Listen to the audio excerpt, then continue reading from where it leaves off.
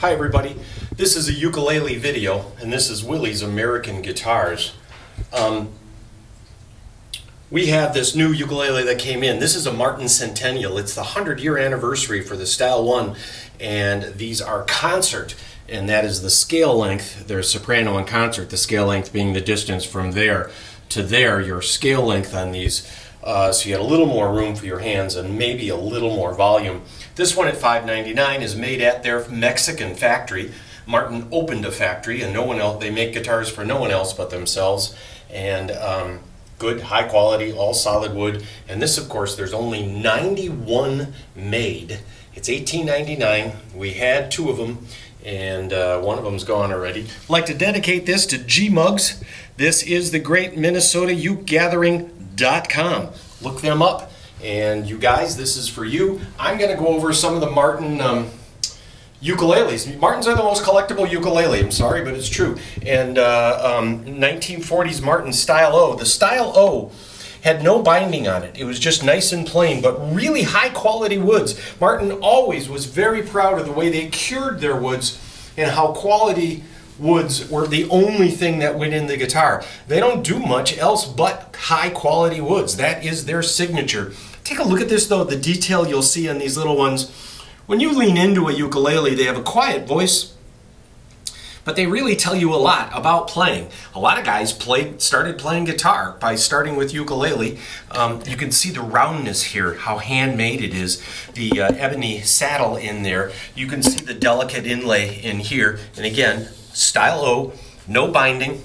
Look at that nice little dart there. Nice simple inlays, 3 simple dots, and then logo on the front. They started logo on the front about 1937.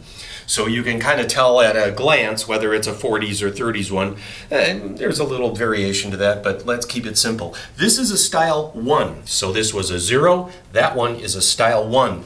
That is kind of the first step up in fancy. You get this black binding and then pretty much the same rosette and kind of simple styling. These all have original cases. From there you go to the Style 2. It's the one with dark binding, like those fellas, and then it's the 2, and the 2 starts getting a little more expensive. And you can see on the 2s here too, it's a single layer on the back, double layer on the front. But you look at this, and really if you come in and spend any time in this, these are just gorgeous. Now these are not for sale. Those are for sale. This Style O is on our website. It's for sale. This is from my personal collection. This is logo on the back. Let's turn that around and you can see.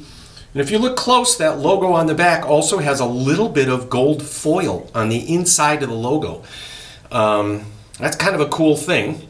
And then this has bar frets. So when you get into these logo on the back ukuleles, and that they started doing the logo on the front in 37. Some 37s you'll see logos on both sides. You also still had the bar frets instead of what you'd normally see on guitars these days. These are very deluxe. This one is a mahogany, a 3M mahogany. And I don't need to tell you, look at all that binding compared to that rosette. It's kind of an amazing thing when you look at it. And you look at the detail too, and all the irregularities. Somebody probably took them all day to do half of that and then came back the next day and finished it. And you can see the detail too, and again how handmade all this ivoryed in there, and just a beautiful piece of art. I'm sorry, these are just plain art and they sound good. From there, if you had a little extra bling in your pocket, you would get a 3K, and you had either mahogany 3M, but 3Ks were more money because they did the M's because they were running out of mahogany. Now this, again, no logo, it's on the back, bar frets, but look at that detail, the binding that goes down the center of the neck and is just gorgeous to view. I know.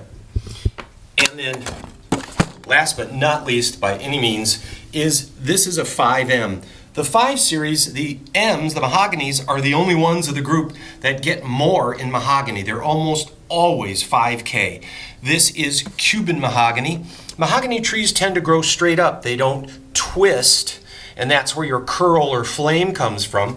in koa trees is the twisting of the wind twists the branches and trunk of the trees. The mahogany trees like this generally don't twist.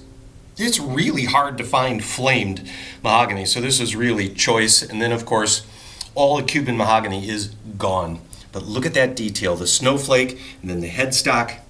It's just a gorgeous ukulele, comes with its original hard shell case, and that is a 5. So we have O's, 1s, 2s, 3s are the Deluxe model, the Buicks, if you will. A 3K, which I closed the case on, but the case is fun, isn't it? And then, of course, the 5-level ukuleles, and those, there's only 700 of these out there. And Martin was kept alive by their ukuleles.